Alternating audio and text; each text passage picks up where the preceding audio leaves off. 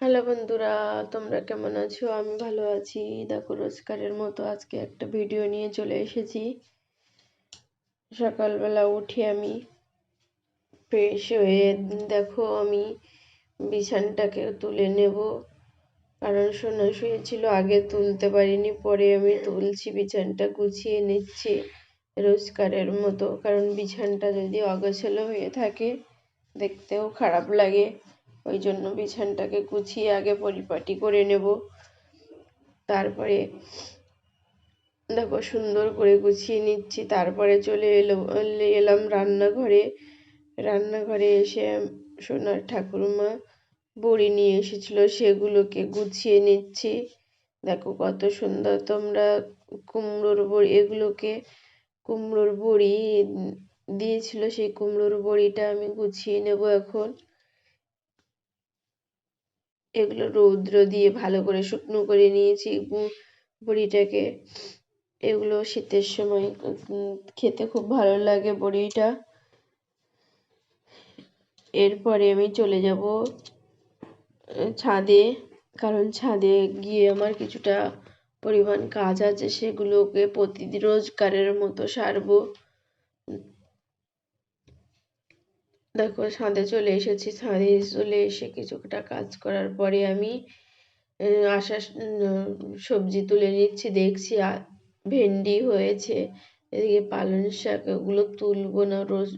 পালং শাক আমি ভেন্ডি গাছের থেকে ভেন্ডি তুলে নেব, কচি কচি ভেন্ডি।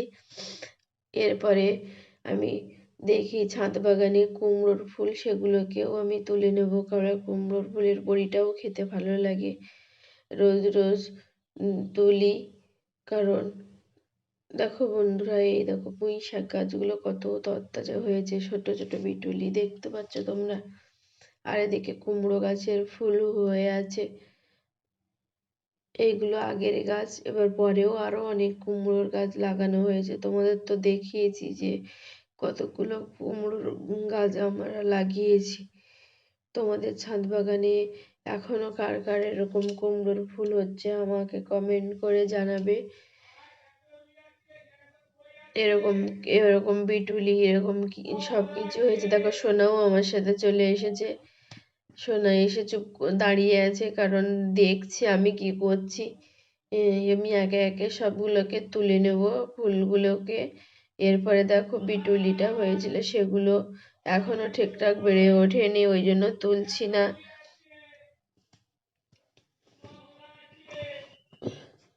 এরপরে চলে আসবো রান্নাঘরে। কারণ এখনো তো আমার রান্না হয়নি। সব কিছু গুছিয়ে সিমগুলোকেও তুলে নিচ্ছি অল্প অল্প করে, বেশ কিছুটা সিম তোলার পরে আমি এগুলো নিয়ে যাব রান্নাঘরে। কারণ আমার এখনো রান্না বান্না সব হয়নি, সব কিছু আগে গুছিয়ে কাজ করার চেষ্টা করছি। দেখো ছাদ বাগানে এখনো কত সিম, কত কারণ প্রতিদিন সবজি টুকটাক করে যা হয় আমাদের চলে যায়, কারণ ছাদ বাগানের সবজি তোমরা তো জানো, নিজের গাছের সবজি কতটা খেতে ভালো লাগে। নিজের হাতে লাগানো গাছের সবজি খাওয়াটাই আলাদা।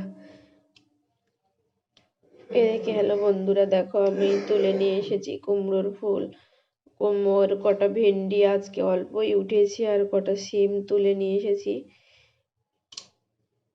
এরপরে আমি সব কিছুকে গুছিয়ে, দেখো সিমটা দেখো কত, খুব একটা বড় না দেখছি সিমের, কিন্তু নিজের গাছের সিম তো।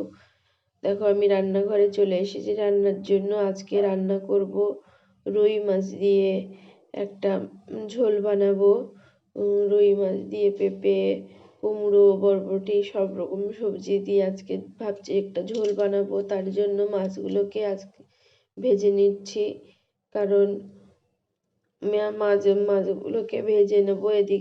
এদিকে আরেকটা সবজি আমার কাটা বাকি ছিল, সেটাও আমি কেটে নেব। কচু দিয়ে ভাবছি একটু পুঁই ডাঁটা দিয়ে মাখা মাখা তরকারি করব।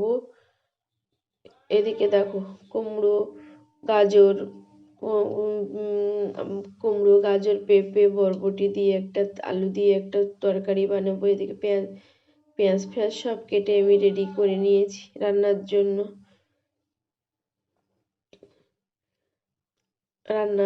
আমার এদিকে রান্না বান্না কমপ্লিট করে আবার সবকিছু গুছিয়ে নিতে হবে।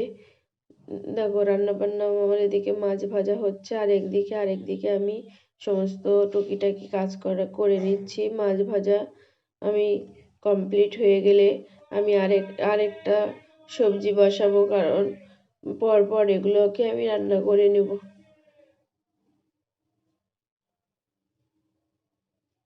মাছ ভাজা হয়ে যাচ্ছে। দেখো বন্ধুরা, আমার মাছ ভাজা কমপ্লিট হয়ে গেলে আমি সবজিগুলো, মাছ ভাজাটাকে তুলে নেব। এবার কড়াইয়ের মধ্যে পেঁয়াজ রসুন আদা দিয়ে দিলাম, দিয়ে আমি সবজিটাকে দিয়ে দেব। আজকে সব রকম দিয়ে সবজির ঝোল বানাচ্ছি, কারণ রোজ রোজ আলু দিয়ে খেতেও ভালো লাগে না, তাই ভাবলাম যে একটু সব রকম সবজি দিয়েই বানাই, এটা খেতে বেশ ভালো লাগবে। তোমরা কিরকম তোমরা তোমরা কি এইভাবে কি কোনোদিন কেউ রান্না করো যে সব রকম সবজি দিয়ে মাছের ঝোল? তারপরে দেখো বন্ধুরা, আমি দিয়ে একে একে লবণ হলুদ সব দিয়ে দেব। এখনো বরবটিটা আমার দেওয়া কমপ্লিট হয়নি, কারণ বরবটিটা লাস্টে দিলে একটু সবুজ সবুজ থেকে যাবে, ওই জন্য বরবটিটাকে পরে দিয়ে দিলাম। এবার দেখো হালকা হালকা ভেজে নিচ্ছি, দিয়ে কড়াইয়ের মধ্যে একে একে দিয়ে দেবো লবণ হলুদ দিয়ে দেবো, একটু ধনিয়া গুঁড়ো দিয়ে দেবো, দিলে মাছের ঝোলটা বেশ পাতলা পাতলা হবে। আমি এদিকে সমস্ত সবকিছু বাদ বাকি আরো কাজ বাজ আছে, সেগুলোকে রান্নাঘরে আমি সেরে নেবো। তোমাদের সবটাই দেখানো সম্ভব না, ওই জন্য আমি কি রান্না করছি এটাই দেখাচ্ছি তোমাদের। দেখো আস্তে আস্তে তরকারিটাকে ভাজবো। তরকারি ভাজা কমপ্লিট হয়ে গেলে আমি হালকা আঁচে ঢেকে দেবো। দেখো সবজি ভাজা কমপ্লিট হয়ে গেছে, এরপরে দেব জল অ্যাড করব। এবার ঝোলটা কিছু সময় দেখো বন্ধুরা, জল অ্যাড করব তার আগে যে ভালো করে শুকনো করে ওদিকে সামনে আর একটা কড়াইতে আমি তোমাদের বলেছি যে কচু দিয়ে রান্না করব, সেটাও বসিয়েছি, কারণ দেরি হয়ে যাচ্ছে বলে আমি দুই কড়াইতেই রান্না করছি। এদিকে জল অ্যাড করে দিলাম তরকারির মধ্যে।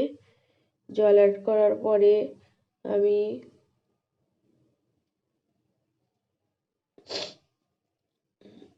ওদিকে বাদ বাকি আরেকটা সবজির জন্য আমি মশলাও দিয়ে দেব। কচু আলু পুঁই শাকের জন্য পুঁই শাক দিয়ে একটা মাখা মাখা তরকারি। এদিকে ঝোলটা ফুটে গেলে আমি মাছগুলো দিয়ে দেব, কারণ মাথাটা একটু ফুটতে দেরি হবে, ওই জন্য মাথাটা একটু দিয়ে দিলাম আগে ভাগে।